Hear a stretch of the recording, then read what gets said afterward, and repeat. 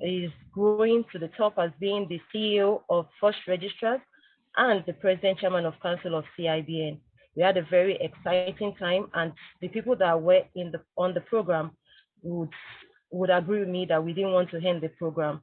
I welcome you to the second edition, and our guest for today will be introduced to you shortly. But before I call our guest, I'll call on the chairperson of the CIBN USA branch, Mrs. Olabisi Okuyemi, to give her opening remarks.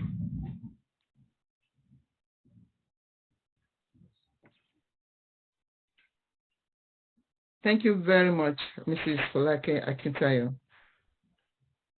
Good afternoon, good evening, everyone, once again. I'm going to stand on the existing protocols, but I would like to quickly appreciate our President and Chairman of Council, Dr. Bayo Olugbemi, FCIB, the first and second Vice Presidents, Dr. Kenneth Okpara and Professor Pazo Laniwaju, as well as the National Treasurer, Mr. Dele Ladi. At their registrar, thank you for being here with us, Dr. Shaya Wujobi, PhD, FCIB. And I'll continue with you. I'll just stop there because I'm starting on the existing protocols. You're all welcome, and I'm really excited to welcome you all on behalf of the ESCO of CIBN USA and the general membership to this second edition of our flagship program, CATE series. Let me briefly state the meaning and objectives of CATE series, which was successfully flagged up by our PCC as Mrs. Akintayo had mentioned. CATE, it is an acronym for CIBN USA, Ask the Executive. And the objective, part of the objectives of CATE series, CATE series aims to offer a platform for leading Nigerian executives with demonstrable commitment to and experience in the Nigerian banking and financial industry to share such experience to benefit Nigerians. They'll be doing three things during this program. It's a way of mentoring others. When you listen to them, you will learn at least one or two things from their experience. They are also showcasing their organizations and their products so that Nigerians in the diaspora can know about them and then do business with them.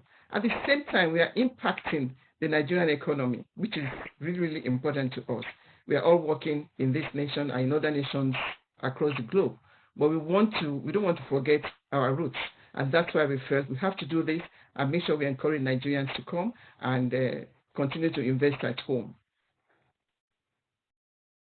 It is in furtherance to our objective that we have with you today a renowned and erudite banker of repute and amazing women in the business of mortgage banking, Hajia Risikatu Ladi Ahmed, FCIB.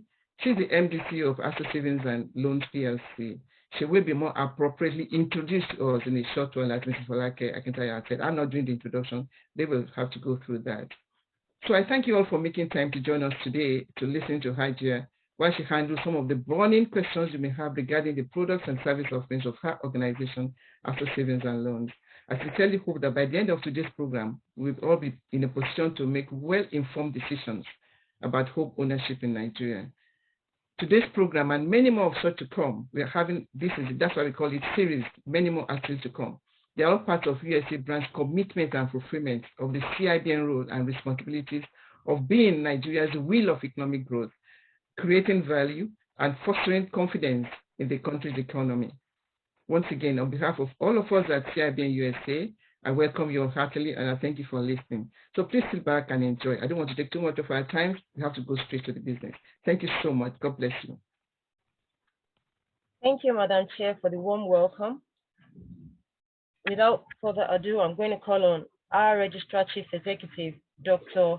Sheye Awojobi, for his special remarks. Registrar Chief Executive, sir, we welcome you. Thank you very much, Folake. Good evening to the Mr. President and Chairman of Council, Dr. Bayo Olugbemi. Thank you so much for joining despite your busy schedule outside of Lagos. The first Vice President, Dr. Ken Okpara, the second Vice President, Professor Dejola Rewaju, and the National Treasurer, Mr. Dele Ladi. permit me to give honor to whom is due. I have my mentor and my chair of all the chair, Chief Nathaniel Folari. Thank you so much, sir. You are looking younger in US, sir. The chairperson of USA branch of CIBN, Mrs. Okuyemi. Thank you for giving me the opportunity to say something. And of course, all other ESCO members and the speaker today. I'm glad that 41 days ago or thereabouts, we're actually talking about this series. And it debuted with our president.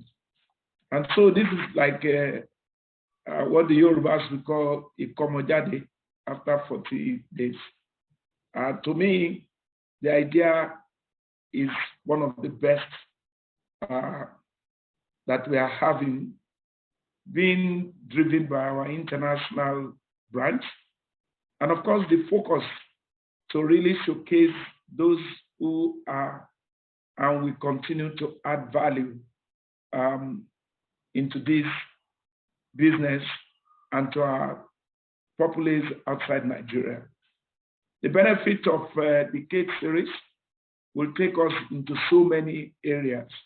For those of us who want to learn more, we will see this mentor tell us what is the secret of their successes. And for those of us who want to invest, after the first CATE series, I've learned more on how to be buying shares now. No wonder the president of the institute is very rich. So he let out the secret. And I've taken to that without telling him and without paying consultancy. And I know that this time around, I may become an estate manager through ASO Savings knowledge to be espoused. But more importantly, is the fact that Nigerians in diaspora will know and be able to value the opportunities that we have in Nigeria today under a very, very stable, trusted ambience. And what I think we will be looking for today is what the Minister of Finance, Minister of Works and Housing said yesterday. When he was defending his budget yesterday, he said all uncompleted housing projects in Nigeria will be completed. And that is to tell you the fact that shelter, housing is a key important aspect of living, and Nigeria is pursuing this. And of course, I have no doubt that the speaker of today will espouse us more. And I think the USA branch is very lucky because I recall that some few years ago in Atlanta, the speaker of today was one of those people who midwifed that conference in Atlanta. So we'll all sit and listen to the catalytic role that housing is going to play and through ASO Savings. And I'm proud to say that shortly after the investiture of the speaker of today as a fellow of the Institute, a few 2 weekends ago or thereabout, she's coming to show the international arena and the entire globe the stuff she's made of. Thank you so much. I want to continue to see this program heavily sustained and impactful, and trust that CIBN is going for greater heights. Once again, I want to thank you, and I welcome you to join the second series of the CIBN Talk to the Executive. Thank you very much. Thank you so much, sir. Thank you so much for your insightful words. As our ward registrar said, in the first series, we learned how to buy shares even from the comfort of our homes. from Nigeria, from diaspora, from anywhere in the world. We learned all that. We learned how we can even make profit while buying this. But now we're going to learn how to become homeowners, most especially for Nigerians in diaspora. I'm going to call on my co-anchor, Mr. Soji Martins, to introduce the guest for today. Although the cat has been let out of the bag, but Mr. Soji Martins will do more about that. Mr. Soji Martins. Good afternoon and good evening and good morning wherever you are. Today, like the previous speakers have said, we have the Managing Director and Chief Executive of ASO Savings and Loan PLC, the person of Hajia Risikatu, Ladi Ahmed. Hajia Ahmed, as I prefer to call her, is an accomplished attorney. She studied law at the University of Maiduguri and attended the Nigerian Law School in Lagos. She's also a holder of a master's degree in law, but in between all this, she gained a postgraduate diploma in business and data management from Abubakar Tafawa Balewa University. Hajia Ahmed is an alumnus of some prestigious universities across the world. She's an alumnus of the Harvard Business School and Wharton Business School, both here in the United States, and of course, our own Lagos Business School. Hajia, like the registrar just mentioned, is a fellow of the Chartered Institute of Bankers, and she's also a member of the CIBN Governing Council, the highest decision-making body of the Institute. She's been a member for a while. She's also a member of the Committee on Annual Banking Conference, the committee she's been a member for 3 years running. She's also a member of the Consultative Committee on Seminars for Judges on Allied Matters. She's also a member of the Management and Development Services Committee of the Institute. In addition to the roles that she plays in the Institute of Bankers in Nigeria, she's also a fellow of the Institute of Credit Administration of Nigeria. She's a member of the Nigerian Bar Association, a member of the International Federation of Women Lawyers, and Association of Professional Women Bankers. And I must add, she's also a member of an ad hoc committee set up by President Buhari on the actualization of his agenda. I could go on, but we only have 75 minutes and 20 of it have been taken to do this. But the last two, I think, is very dear to her heart. She's a lovely wife and a mother to grown-up children that I know of. Hajia Ahmed, you're welcome.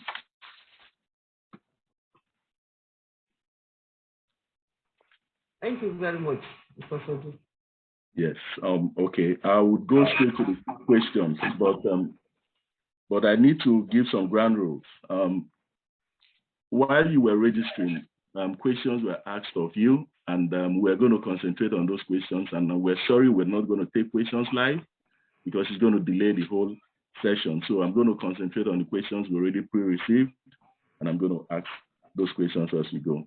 So Hajia Ahmed, can you briefly tell us what the meaning behind your name and why your parents gave you the name? Thank you, Mr. Soji, and thank you for having me. I stand on the existing protocol, the President, Chairman in Council. Good evening, sir. And the World Registrar, thank you for hosting me. So my name is actually called Risikatu. It is an Arabic name for a girl. It means provision, gift, blessing, abundance, and wealth. It is from the Arabic word risk, which literally means sustenance, benefit, or goodness. But culture and custom, as usual, has changed the way the name is pronounced. I was born by Fulani Yoruba parents, and that actually affected the way it was pronounced, Risikatu. To be honest, I have never asked my parents why they named me Risikatu, but I guess they wanted me to leave the meaning, or most likely. They were most comfortable, so my siblings will not like to hear this. Nevertheless, I love the name. I enjoy being called Risi because it sounds closer to the Arabic meaning, and of course, it's very stylish and classy. Okay, thank you. Now talking about your parents and your growing up. How was your growing up, and how was it with your siblings growing up and your family setting? This is very interesting, and most likely some of my siblings are listening to this. So growing up was very interesting. I was always the troublemaker, but always escaping punishment by miracle. And I guess I was able to do that because I always volunteer to confess. By the time I finished, my elder brother takes the beating. So that's how the grown up has been. I have quite a number of siblings. I'm from a polygamous home. I have the great ones, the friendly ones, and the disciplinarians. They know themselves. They are part of this meeting. I don't understand why they have been so supportive and loving. The truth is, my siblings are amazing, and I love them all. Okay, thank you. Zeroing on your own nuclear family right now, how was it when you got to know you were going to be a parent for the first time? How was it? I know your children, so. Oh God. So this is it. For many people, becoming a parent, it means hopes and dreams come true. It is a deep sense of love and connection. From the moment you suspect that you might be pregnant until the moment you are holding your baby, it seems as if you're on an emotional roller coaster. It was a time I enjoyed in my life. I felt unconditionally loved and grateful to God. It was a big satisfaction in finding out, and I spent a lot of time thinking of the experience of labor. Being a mother is the most unexplainable emotion in the world. My children are my life. They are the friends I never knew I had. I have 5 beautiful children, 3 males and 2 females. You know, the family you come from is very important, but the family you created is your number one priority. Having a child is the most beautiful gift in this world. So let me not bore you with that. After the good news, I got a good massage, spent time with my loved ones, ate very well, and started investment on baby shopping. That was how it went. Thank you. Just for the record, I've never been pregnant before, so I don't know how it is. Okay, but I know how it is. Okay. Can you talk a little bit? You said something about disciplinarians in your family. Can you talk about how it is? Can you give advice to people who might be listening, the younger parents now, how to combine authority with discipline for kids? Okay, so I will start by saying that it is very impossible to be a perfect mother. I'm sure I'm not one. But there are many reasons and million ways that you can be a good one. In our own environment, growing up, the only people that had authority were your parents. And your freedom is limited to what they allow you to do, including choosing your husband. But things have changed. We cannot raise these millennials the same way we were raised. For me, what works well is dialogue. I communicated a lot with my children, and from our communication, we agree on the rules. But if rules are broken, there are consequences, and they know that very well. So my advice sincerely is that children should be given freedom as long as you let them know the consequences. Thank you. I'm taking serious notes on this, okay? And I'm sure some other people are. Now, I want to go to the most popular question that we received from those who are in the audience now. At least 7 people, but I'm going to mention 2. One, you might know, Wadata Ahmed, and also Halima Oribali. There's also Rashida Saleh and Dikako. They all wanted to know how it is that you're able to thrive in a male-dominated workplace, like in banking, to have risen to become a CEO of a bank in Nigeria. Those are my enemies that spoke. But they are oracles, so I must answer them. Yes. So I will start with the quote of one of my favorite mentors, my role model, Ellen Johnson Sirleaf, African Iron Lady. And I quote, she said, "The size of your dreams must always exceed your capacity to achieve them. If your dreams do not scare you, they are not big enough." She also said that leadership is never given on a silver plate. One has to earn it. I have always had a very big dream of who I want to be. So in my 28 years of banking career, and today as the first female CEO of Access Savings and Loans PLC, in this our industry, one thing that I've learned is that, and I will use motherhood to describe it, that to be a mother and a housewife is a vocation. But I have always known that I wanted a career. While the home must always be the center of our lives, it should not be the boundary of one's ambition.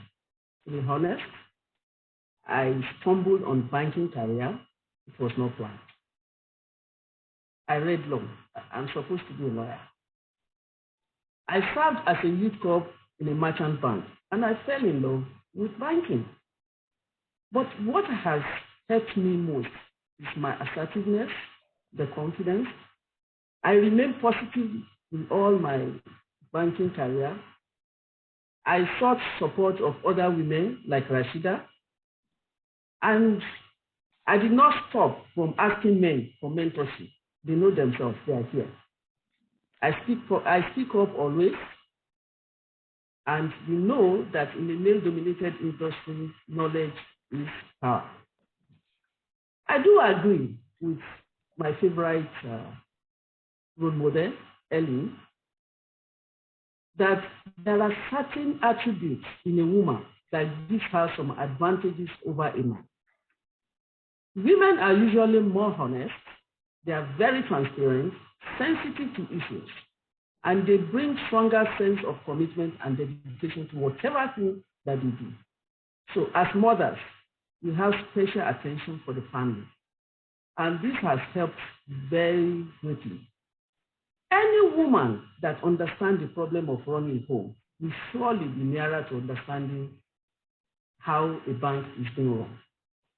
But I will say, to attain this position humbly, I will say I apply discipline to do what I believe is right and what I believe is important.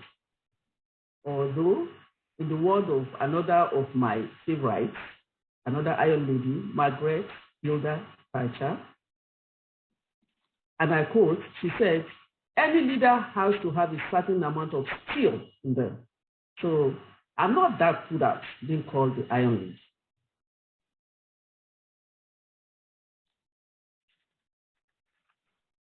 Okay, thank you so very much for this. But I'm not going to let that point go yet, because this is also one of the burning questions for a lot of people. It appears you have a lot of female fans. So, and a lot of them wanted you to expand on what you said, the transition from being an attorney to banking, and also from transition from being a mother to a successful person in banking, and what advice you have for those who don't have banking as their first course of study, and those who are women to succeed in banking industry. Okay, so this is a very interesting question, and it keeps coming up. Maybe I should have stayed in my career. maybe you wouldn't have had an MD. I'm telling you. So banking and law, they are popular career paths for ambitious young people who want good salaries. Both require strong work and strong effort. And I was one of those ambitious young persons. Yes, I did stumble on this career as youth corp, like I mentioned, but I tell you, being a lawyer has helped me a lot. So my advice is that, well, it takes years to build reputation and second to ruin it. If you think about this, you always do things differently wherever you find yourself or whichever career you choose to follow.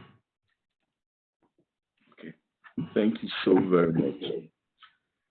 The last questions that I received from that is from a lot of people. There's a Memuna from Canada and another folk here from the United States.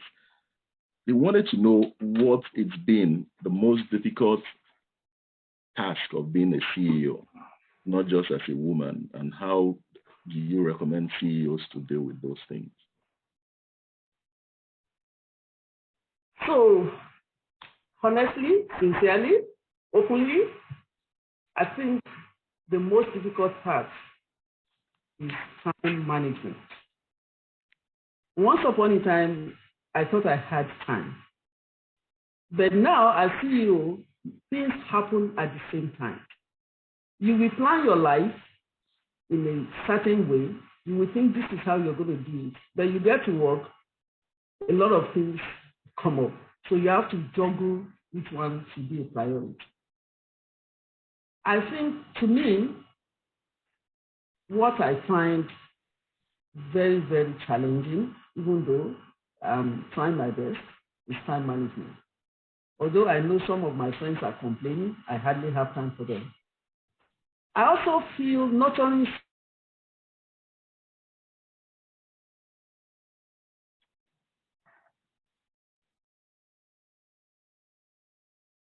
I think we're losing your audio. Hajia,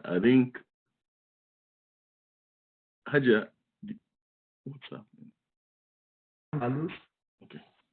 And coming together to pursue the same goal and objective. You are distracting me. What is it? You cannot hear me?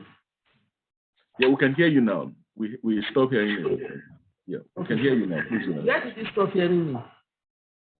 About time management. You started explaining it and we lost you. So, yeah, it's simple. I said before I became a CEO, yes, I had time. But things kept coming on top of each other. You plan to do certain things and you get to work, other things come up. So you have to juggle your priorities. And some people suffer, especially my family members and my friends. Some of them are part of those. I also said nurturing a strong company culture is always very important. Sometimes difficult, but it's not impossible. Because people are from different backgrounds and they have different values, you know. For example, some of the employees feel you don't have to wear suits. They feel they should be allowed to come to work anytime they want. And some of them even feel they can work very effectively from home. So all of this, unless you agree in such a way that the goals and objectives of the bank is not eroded, it might be a little challenging. And then managing diversity is also very key. You know the way it is. Now we have people that are, you know, they choose a certain part of lifestyle. And it's difficult to try to train them. But you apply emotional intelligence most of the time so that you are seen to be a leader, not a bully or a boss. Okay. We'll get back to you, Hajia, but let's talk about the organization you work for. Okay, I know a lot of people also have questions to know that organization that you lead. ASO Savings and Loan appears to be the largest mortgage bank in Nigeria. Is that a true statement? That is not debatable. Okay. It is not debatable. ASO Savings and Loans with Union Homes that we acquired in 2014, we form 55% in assets of all mortgage banks in Nigeria. As it is, ASO plays and is playing a significant role in the provision of housing solutions to Nigerians. We are the leading mortgage powerhouse, no doubt about that. We have created over 30 billion mortgages for 30,000 homeowners in Nigeria. We have successfully championed and we originated sales of federal government houses of over 23 billion. We are the key player in the prime mortgage exercise in Nigeria. We are the strategic project pipeline. We have our operations across many branches, and we have trained and motivated staff strength. Over the last 24 years, we have been directly and indirectly involved in the financing and development of various real estate housing projects across different market segments. We have segmented the market into the low-income market, the medium income, and the luxury. And we have products that suit this segment for the low income between 8 million to 15 million, for the medium from 20 million to 45 million. And we had some luxurious estates that we funded. ASO Group about 200 million, Tax Report 150 million. So, it is no doubt that ASO savings and loans is the largest. But let me give you a little insight about ASO. It's a primary mortgage bank. It was incorporated initially as a limited liability company in 1995. Same year, it was licensed as primary mortgage institution by CIBN. We commenced business in 1987 and converted to a public liability company. Over these 24 years of our operation, we have won several accolades and awards. We were the winners of Gold Star Award for World Quality Commitment in Paris, France, not only in Nigeria. We were nominated by the Nigerian Stock Exchange as the other financial institution of the year. We were rated AAA by Global Credit Rating and awarded the Excellence Award by IBAN. IBAN is the Association of Mortgage Banks of Nigeria. They have recognized us, they have awarded us an award of excellence. We are the winner of the Pearl Award for Best Mortgage Institution in Nigeria. We are the leaders. We have won Leadership Mortgage Bank of the Year. If I continue, we will not live here today. And we need to win. We have just started. Okay. This is our springboard. Thank you. I think we're at the right place for most people who are waiting to ask more questions about what you said.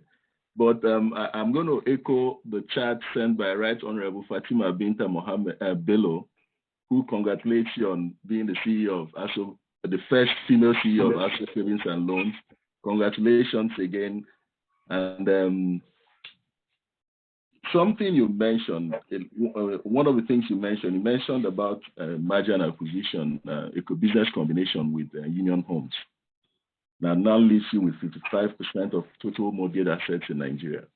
So what takeaways can you give to institutions who are trying to do that to be able to grow better and make use of economies of scale? Okay, so let me briefly tell you about the acquisition of Union Homes. Union Homes, once upon a time, was the second best, the next to ASO. So the big elephant ASO in 2014 acquired Union Homes, and we are in the process of completing the integration. If you remember 1004 in Lagos, ASO funded 1004. Both ASO and Union Homes, they were the flag bearer of the nation's housing sector. So the takeaway here is that merger and acquisition is more beneficial when the two organizations are in similar or same business, just like ASO and Union Homes. What we did was a vertical kind of merger. because already everything of us are almost the same. We were similar. So both institutions, we came together and we merged, and we are the biggest in the industry. So merging the two together, what I want people to take away are this. When companies are seeking mergers, what they are trying to do is to gain access to a larger market and customer base, to also reduce competition and achieve economic scale. So what has happened to both ASO and Union is that this acquisition and integration we are doing is helping us to gain access into a larger market and customer base. So we are going to secure more resources. Our scale of operation will increase. The cost of operation will reduce, and business will expand to new geographical areas. We are going to have a very large market share. So those people that are doubting whether ASO is the largest or not, they will live to see. And there will be branch network and more visibility. There will be very big and robust balance sheets. And what this means is that there's more businesses. And then there will be ability to drive affordable housing through market reach. We will be able to reach everywhere, including the diaspora. And there's a more stable and stronger institution. Thank you so very much. Just hold on to that last thought about reaching the diaspora, because that's why most of us are here. But I want to get some of the questions from the audience out of the way. I introduced you as a fellow of the Chartered Institute of Bankers and also as a member of the Governing Council, which is the highest decision-making body. You've been there for so long.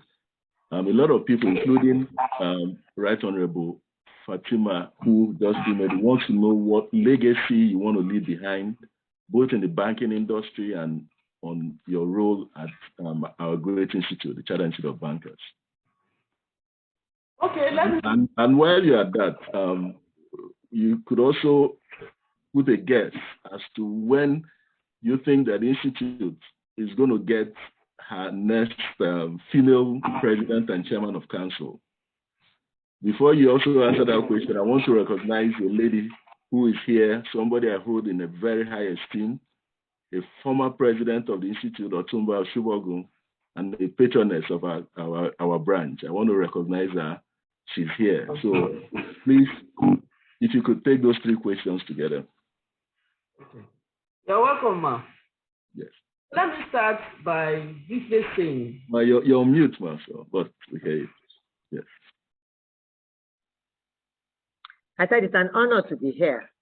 Thank you very much. Thank you, ma'am.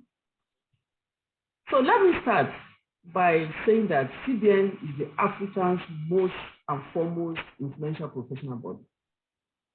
Not only in capacity building, even in professionalism. They are the resources hub, or it is the resources hub to industry experts. CIBN provides opportunity for networking and bridge building. So being on the Governing Council of Chartered Institute of Bankers of Nigeria is a unique privilege, and I must say I'm highly honored to be a member. As it is, it appears I'm the only member from mortgage industry, so my privilege is double. So I would like the council member, the president, and every other member to remember me for my little contribution in the meetings, and also for the opportunity to be part of those that has facilitated the acquisition of our Bankers House, Abuja, which will be commissioned very shortly. I hope I've not let the cat out of the box. I'll leave that to Dr. Awojabi to say, but thank you so very much. So to the professionals and millennials, yes, I have an advice, and it's a very small and simple advice. I am advocating and I'm advising for them to join the institute early enough. There are many unique benefits. You have mentoring, you have certification, networking, career talks, even internship with banks. So please don't miss the opportunity. It's a big thing. Yeah. Thank you. One last question. Somebody's going to kill me if I don't ask it. What are your special interests and hobbies? And don't try this, so because there's only see, I have so many hobbies, and I can tell you it is my daughter knows it very well. It is cats, cats, and cats. If you love cats, let us have a discussion. I love keeping cats and I love plants. I enjoy traveling and I read a lot. Okay. Thank you so very much, Hajia. It's a good knowing who you are and also knowing the institute that you belong to, and most especially for this occasion, the company that you work for. So I'm going to ask everybody to watch a very short video. It's about 2 minutes long, and you see more about ASO Savings, and we can take more questions on the products and the services that ASO Savings will then offer to us, especially those in Biafra. Again, I put the ground rules. Please, if you have any question, please type it on the chat. Even if we do not get to it now, we'll collate all the questions and send to Hajia, Ahmed, and her lieutenants, and they're going to answer it. And in a very short while, you will find all the answers to your questions if you go to our website. The USA branch website is www.cibng.org/USA_branch. And I'm going to share that. And you could also view our Facebook and our LinkedIn pages. You're going to see the recording of this and all the answers to your questions. So let's watch this quick video and we'll take the questions on the other side.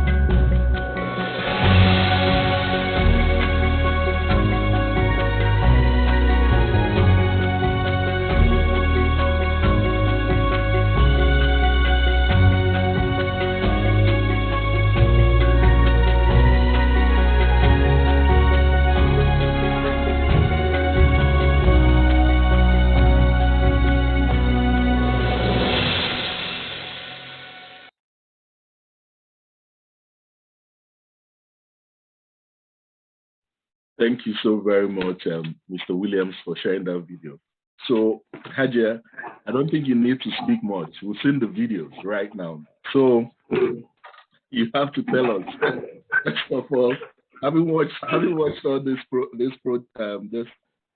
I don't want to say the one that I like, but because everybody likes one or the other, but can you tell us, in a very brief way, where these properties are located, how we can go about doing the prices, and the terms about those properties themselves? Okay, thank you very much. And most especially, I'm sorry, how do you think those in diaspora will be able to access them? How would the biggest mortgage bank in Nigeria assist those in diaspora? That is the question. Okay. So thank you. And I'm happy you love what you've seen. So all you have seen, they are available. We are going to partner because we are a mortgage bank. We fund developers. Some of them we partner with developers. Many of them will be available. Some of them are available their own grant. But what we are presenting to diaspora, I think there are about just 3 of them. And why I said so is because we are trying to create a product that will suit the Nigerians in diaspora. We are aware that you are used to enjoying 1-digit interest. We are also aware that there are certain features that you like in your kind of your choice of houses. So 3 of them are specifically made for people in diaspora. However, the other ones, if anybody has interest, they will still be available. We are positioned to deliver about 1,000 housing products to the market. And we have different classes of income earners. We have houses right now in Lagos. The Grand Court is in Lagos. Life Camp is in Abuja. And we have also in Kaduna, even though the one in Kaduna is not yet developed, but we already have the land. We're also planning to conceive more housing products in states like Kano and Rivers. But through CIBN USC, we'll be availing you the opportunity of buying, like I said, 20 units from our Aso Garden Estate in Kasana. I'm sure you have seen it. And 10 units from our Grand Court Estate in Lekki, that is close to where Chevron is. We have 40 units of mixed houses in Lifetime. You have seen those in Lifetime. We have 2 types. So in Kasana, we have 5-bed terraced duplex going for between 48 to 50 million. We have 3 beds going for between 28.5 to 30 million. And we have terraces in Life Camp that are going for 150 million. You know, in Nigeria, if you're going to choose a unit that is in a corner piece, the price is different from the one that is in the middle. Same here too. Okay, so that is why you have variety of prices. Yes. In Grand Court, Lekki, we have 5-bed terrace duplex going for 65. We also have houses, you know, in other places like Kano. But I'm not too sure we have a lot of people that might be interested. But if they are, we do have houses there. Okay. So under the price and payment, need to ask you, we have 2 options. First and foremost, these houses, the way they are, we have fully completed, we have partially completed. So it depends on what type of houses. For those low-income houses like flats, we normally do them fully completed. Okay. For terraces to the luxurious ones, most of the time, we don't finish them up. The reason is, what is your taste might not be my taste.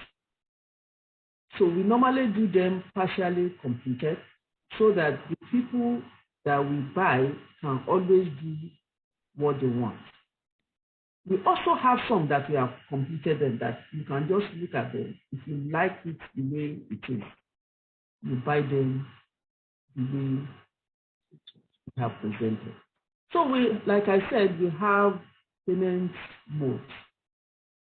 we can do flexible payment arrangements. What this means, for those ones that are not on grant, you can pay certain amount of money to start with, and then as we go along, you have what we call virtual sales tool. With your virtual sales tool, you can be able to see how the development is going. It is not like in the past that people take your money and they tell you story when it is time to deliver. So we have a tool that you can use to check how the development is going. We also have those that they are already completed. For those ones, we always advise that you pay everything. But if we have to do a mortgage for you, we do a mortgage with you paying certain equity. But for the diaspora, we are trying to bring up a product. We are working with Mr. Soji, but we have not concluded. What we are trying to do is we want to match all your conditions. We want to give you something that is commensurate to what you are enjoying in the diaspora. I hope to God that only try. I cannot assure you that we get it exactly the way it is. But there are things that are affordable, there are things that are reliable, and there are things that we can do. Yes, no, thank you. I'm going to break your answers into some bits because a lot of people have questions around some of them. First of all, like Nigerians who know, is the price as advertised? You know, most people who are on this program right now got the flyers that were sent out with prices on them. Are there any hidden charges? Are there any other hidden fees where you have to bring money for form to get into federal ministry?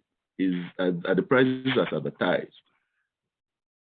Okay, so yes and no. Why I said yes is because there's no hidden charge, but there will be agency fee. Okay. The VAT, there will be agency fee. But all of this in your offer letter that we give to you, you are going to get. Across in Nigeria, you must pay a tax when you're buying a house. So some of those statutory requirements, you cannot remove them. But I want to also say that if you are going to pay at once, you also have a discount. Yes, that question is there. So that discount also will be advised when you get to that point, correct? Yes, depending on the type of the property, or depending on how long, whether, for now, the houses we have built and we still have, they will not cost as much as what we'll be building now. Because with inflation in Nigeria, a lot of things have changed.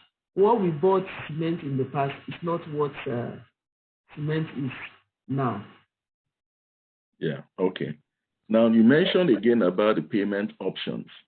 Okay, can you briefly describe those options and then contrast them to the mortgages? You also spoke about mortgages. Can you contrast both of them, the difference between the payment options available to people and how folks can get mortgages from ASO Savings?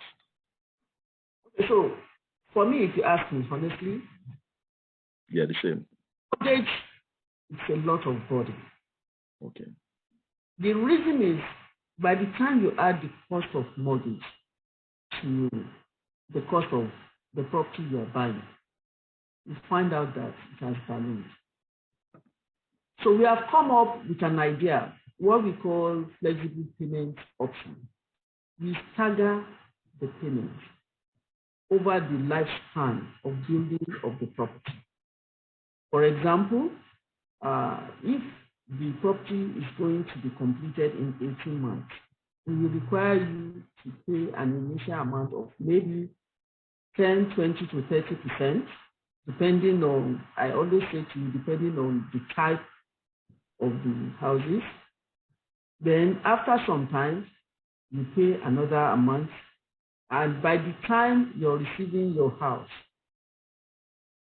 you would have finished paying without having to pay any interest rate. But for those that still wish to have mortgage, you pay equity at the beginning, and we give you, because we need you to have a stake in the property as well. So whatever thing that is between the equity, which could be, depending on what products you are taking, it could be 30%, it could be 40, it could be 50, it could even be 70, depending on what the product is, the level of the product, and all of those things. Then you will now create mortgage for the difference. I don't know whether that. Yeah, that satisfies it. So to break it down a little bit further, the equity participation that you are mentioning is from 0 to 70, if I summarize you well. Well, it depends. Just like I said, ordinarily the standard is 30% to 50%. Exactly. So that's the standard. But I'm saying it depends. The interesting thing is that everybody is looked at within his own case. We assess your case, we look at the product, we look at what is best for you. One of the things ASO does also is to give you financial advice. We don't want our clients or customers to be in a situation that at the end of the day, they won't be unable to pay us back. We don't want a situation that you'll be living in the house and we have to reject you. So it depends. It's on a case-to-case basis that we look at the situation. But the standard is 30%. Minimum of 30, maximum of 50. That's it. Okay, 30 to 50. Now, I just need to put it out here. We in the diaspora, we don't work in the villa or in any government house. So a house of 150 million is probably what I'm going to earn in 4 or 5 years here.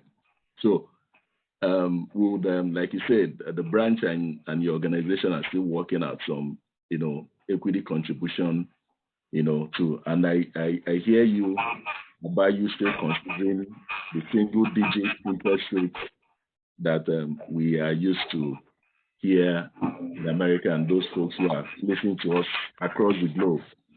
Now, I have my brother from South Africa who has a question. How would and a lot of other folks also ask it, how would earning in a different currency, how would it impact repayment? And secondly, you mentioned about looking at in people's individual circumstance, which we here call pre-qualification. How do you pre-qualify? How does somebody qualify to get those mortgages? What are the terms or the characteristics of someone who wants to get a mortgage from you? Okay, so first and foremost, by the time you convert your dollars, you find out that you'll be going for 500 million houses. Exchange rate. I would say amen. It's a prayer. So I know that there's no problem with that. Mm-hmm. So in Nigeria, what we use to pay or to make payments for ASO is Naira. But with what we are doing, we are liaising with the regulatory body to see how best we can place it. We can partner with some of the banks that can accept dollars directly and to convert it and give us Naira. But all of those things will come up with the product. Okay. Now, with the issue of how you are qualified, as long as you have your money, you are qualified. So yeah, but for the mortgages that I know part of the thing that we're talking about. Okay, go ahead. So that's just right. So for the mortgages, what we do is that there are requirements. These requirements start from you opening an account and for you to bring certain documents and for us to use the property as the collateral. So what we do is you pass the ownership of the property to us. So at the end of the term, when you finish paying, we pass the ownership back to you. But all these processes and the stages that you need to pass are things that are very common to banking. There are things, they are very similar to what happens abroad. Banking is the same everywhere. Okay, so in summary again, I need to highlight this. We're still working on getting a single digit. We're still working on an extended tenor, which is the duration of the mortgage. And we're still working on the minimum contribution, and it's going to be advised people. But at the end of this question and session, we have, even in the flyers, there's a phone number to call and speak more to people in ASO savings for your individual preferences. And I'm talking to anybody who's interested. There's a phone number there to call and talk to people there on ASO savings. But for Hajia, for us here who live outside Nigeria, some of us haven't been home in years. How can we open accounts with ASO savings to be able to make payments on our mortgages? So now, everything has changed. Yes. What we are doing now, in the past, I would have come all the way to the US. That would have been better for me anyway, as long as the CIBN USA that will sponsor me. So nowadays, things have changed. Online, we will create means of you making all your applications, your qualification, even before it gets to us. There will be some questions you will answer. There will be requested documentation and all of those online. So when we get all of this, we will pre-qualify and we will assess. So if there is a need for an additional information, we will get. So the only concern I have is the BVN, because in Nigeria, you must have a BVN for you to open an account in Nigeria. So for anybody that wants to open an account with ASO or any bank in Nigeria, you must have your BVN. So I'm sure some of you do have it. For those that do not have it, it is important that they have their BVN number. To do that. Okay, and I also would add, Hajia, that you have a dedicated desk for diasporan activities in your bank. So maybe the person, if the person is attending this, to please send that email to the chat to everybody to see the email and the number to call. I'm sure your lieutenants are here. They can send it, the number to call and discuss this in detail. Since pre-qualification is an individual thing, and an account opening. My brother, as you can imagine, Dr. Chukwuemeka Zigo is calling from South Africa. There's somebody calling from the Nigerian embassy in the Republic of Korea. Somebody is calling from Gambia. So different people are located in different places under different laws. So please contact ASO Savings directly.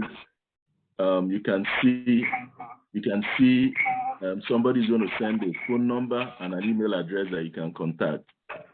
Okay, Hajia, somebody also has asked to elaborate on a BVN. So Mohammed Husseini, please, if you could Google that, you could get the details and we can go on. But so we'll move over straight to, you mentioned about uncompleted buildings and completed buildings. So, and you also mentioned when people can take possession of their buildings, when the full payment is not made, they can move in or they can rent it for investment properties. What kind of title would you be giving, would you be passing on to people before they complete payment? What kind of title do they have, either when the properties are under construction or before they complete payment? Okay, so for the subscribers. Sorry. So what we normally give is a provisional allocation when you pay up to 50%. So with this provisional allocation, you'll be allowed to inspect the house and how your construction is going on. A final allocation and transfer of title will only be given when you have attained 100% payment. At that point, you can take possession happily of your house. Okay. Have value. Okay, so but those are completed buildings. So the uncompleted buildings, what kind of title do they have upon construction period? If it is completed, you will have your title. That okay. is sublease. It is okay. If it is uncompleted. You pass it. Okay. So let me explain something. When I say completed, if what we agree is partially completed, so you will have your deeds of sublease. The root title, there's always one root title for the whole of the land.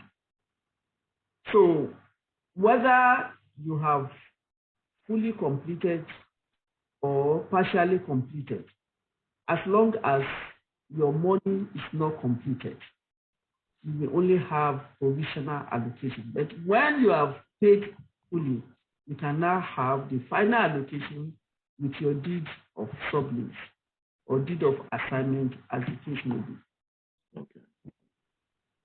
Okay, thank you. Still on this issue of the uncompleted, what is the average duration to complete this house from start to finish that folks will wait for? Okay, so it also depends. It depends on whether it is fully completed or partially completed. Okay. But the standard is between 12 to 18 months. The highest you can have is 24 months. Anything beyond that is becoming a problem. Okay. Okay. There are some folks also want to know what kind of insurance policies you carry around this, so that when they are making payment, their funds are safeguarded and their properties are safeguarded. What kind of insurance policies do you carry? Okay, so we have a licensed, reputable insurance companies. So they do against theft, against fire, the normal insurance they do for houses. And all of these premium will cover each house, so that in the event of any problem, they can always have a recourse to the refund. Okay, so again, that would also be described to everybody. Yeah. Okay. Again, as an FYI, if you look at the chat box, an email address has been uploaded with a phone number to contact. If you have specific questions, you contact ASO Savings directly. Thank you, Hajia. And the last question that we have, because of time, is can you talk a little bit about the facilities and that we that are used to here, or people who live abroad, what kind of services and facilities are they expecting in some of these estates when they buy them? Okay, so this is how it works. After we finish building the houses, for the first 1 year, we engage a company that will oversee what happens to the facilities. They will provide cleaning, maintain the plants, make sure they have security outfits, and then bank normally provide their generator. They make sure they maintain the generators. If there's a green area, they maintain it. So after the first year, we normally hand it over to the association. So the association will come together. Those are the association of the residents. They will come together. They will choose who they want, And from there, they're on their own. So it's been an enlightening 1 hour 10 minutes. Hajia Ahmed, we've been speaking with the MD CEO of ASO Savings and Loans, Nigeria's largest mortgage bankers. It's a pleasure speaking with you. And as I said at the beginning, we have this recorded in case you want to play it back or you want to ask further questions and get answers to them. Please visit. Please visit our website cibng.org/USA_branch or our LinkedIn page or our Facebook page, and you're going to see all the questions answered and other questions to you. But for straight questions, please go to ASO Savings and Loan directly and ask the questions. I have to break protocol now and take on our former president and chairman of council, Otumba Debola Oshibogu. She wants to make a remark, and after which Folake will take over. Madam.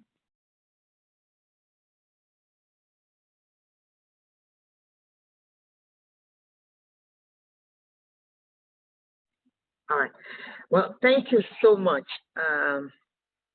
the MC or the moderator, for allowing me this 1 minute to be able to say a word or two to Hajia. And let me also, Hajia, congratulate you on your position. It's not easy because I've been through that before. I'm not sure you know I was a mortgage banker myself. I was into mortgage banking for 11 years, and I was the president of the Mortgage Banking Association also for 4 years. So I know it's not an easy role.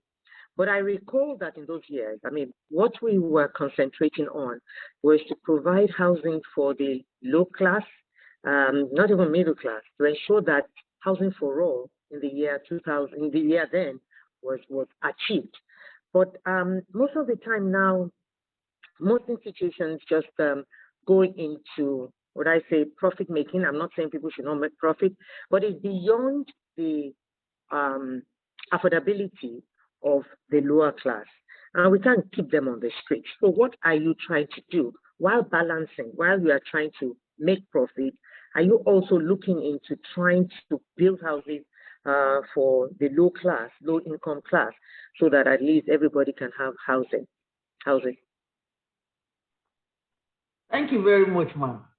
Maybe I should have dropped my Ellen Johnson and take a mentor. Thank you, ma'am.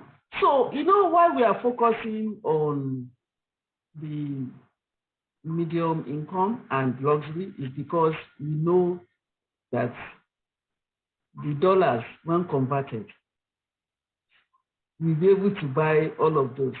But we do have affordable houses. As I speak to you, we are partnering with Federal Mortgage Bank to provide over 700 units of affordable houses in Chachi. Chachi is between FCT and Niger State. And these houses are within the range of 5 million to 9 million. That's right. The FMBN is funding it through their cooperative loan. And by the grace of God, very shortly, we'll be commissioning some of those units. I believe by the end of this month, we are doing our grand breaking of those affordable houses. We also have another one in Jikoyi, and we're experiencing doing it. We have done it before. The one in Jikoyi, we've done phase 1, phase 2. The phase 3 is coming up. It's also within the same range. But why we focus on the premium ones is the interest rate. You know, by the time they convert the dollars, it will be enough to buy all those luxurious homes. That is all. Thank you so much, ma'am. Thank you so very much, Hajia, and thank you, Otumba Oshibogu, a former president and chairman of council of Chartered Institute of Bankers of Nigeria. Thank you. I'm going to hand it over back to Folake to conclude the session. Folake?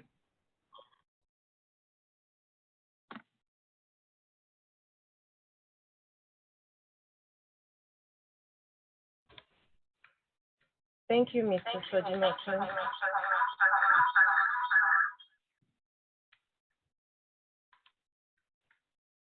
Thank you, Mr. Sojimatsu. I'm sure we had a great time with Hajia this evening.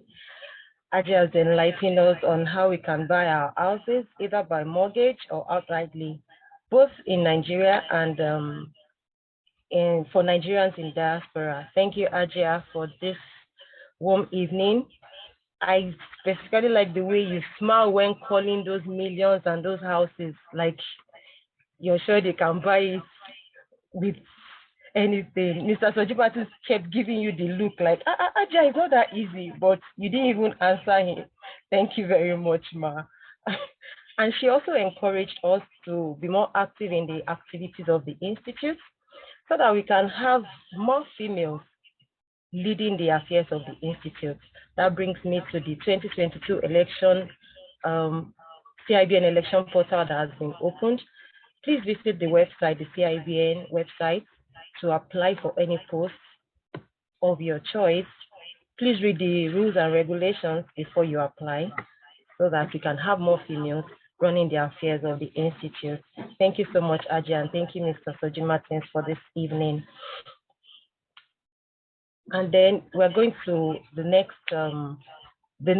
series, which is the third series, because CIBN USA branch cares more about the branches in diaspora and they want to assist more members to become homeowners with ease and also with the risk here and there.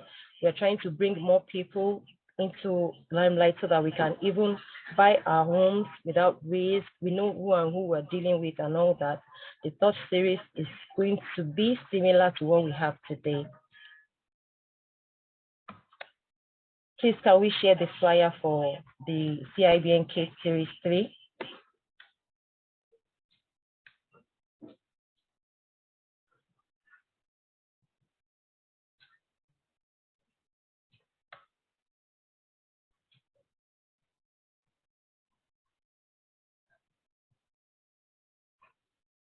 Yes, this is it.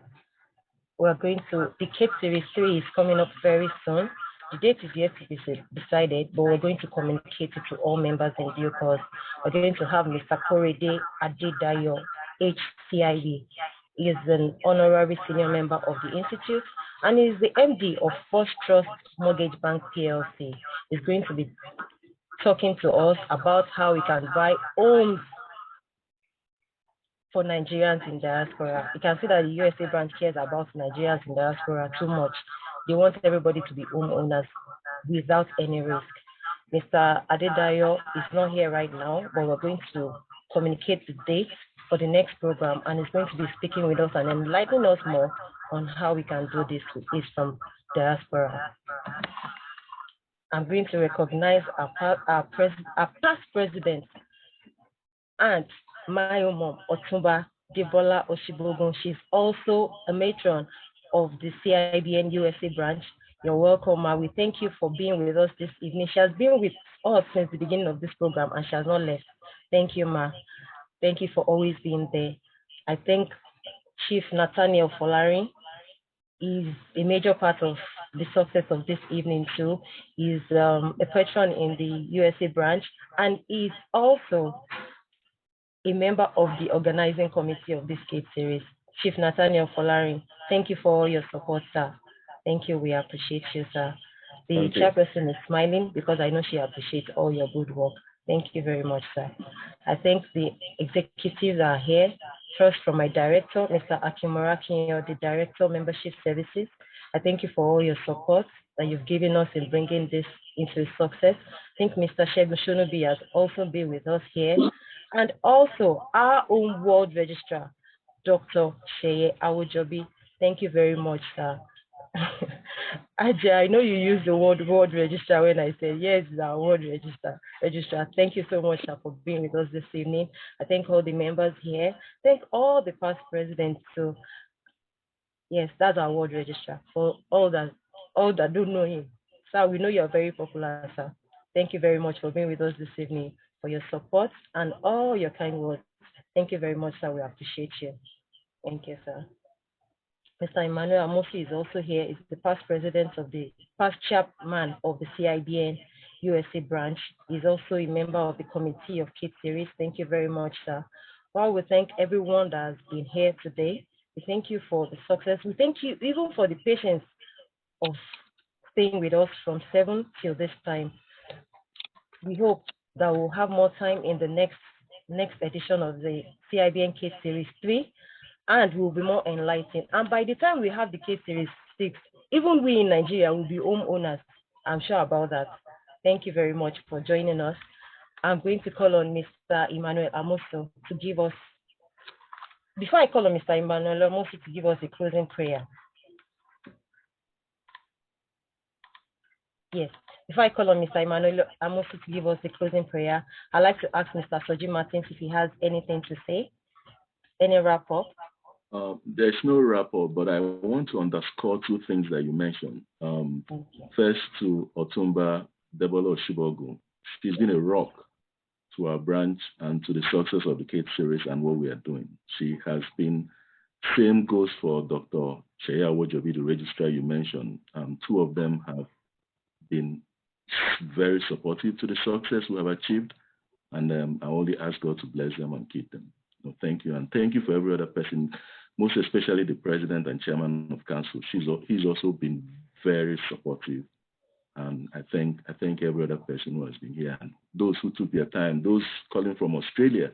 I know it's midnight there right now, and those calling from South Africa, those calling from Sierra Leone, Gambia, and everywhere. I thank you for giving us an hour and a half of your time on this Thursday afternoon. And also for us here in the United States, let us all remember to keep a moment of silence for those who lost their lives. Today is a Memorial Day in the United States, in remembrance of those who gave up their lives and their selves for the freedom that we all enjoy here in the United States. God bless everybody for attending. Thank you. Thank you, Mr. Soji Martins. I'd like to call on Mr. Emmanuel Amoso to give us a closing prayer. Yeah, thank you very much. Let us pray. Father, we thank you because you are a faithful God, and we thank you for answered prayers.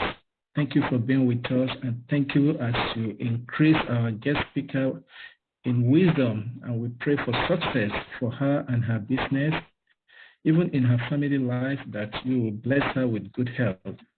And for each and every one of us who have been a part of this program, thank you for blessing us and enriching us with knowledge and information. We ask your blessing that will continue to flow in our lives. We give you all glory and honor, just as we had promised that when you see us through, your name will be glorified. Thank you, Father in heaven, as we ask and pray in Jesus' name. Amen. Thank you very much, sir. Great homeowners, thank you for being with us this evening. I'm calling us great homeowners because I'm sure we're going to buy all these houses very soon. Thank you very much for joining us this evening. Do have a great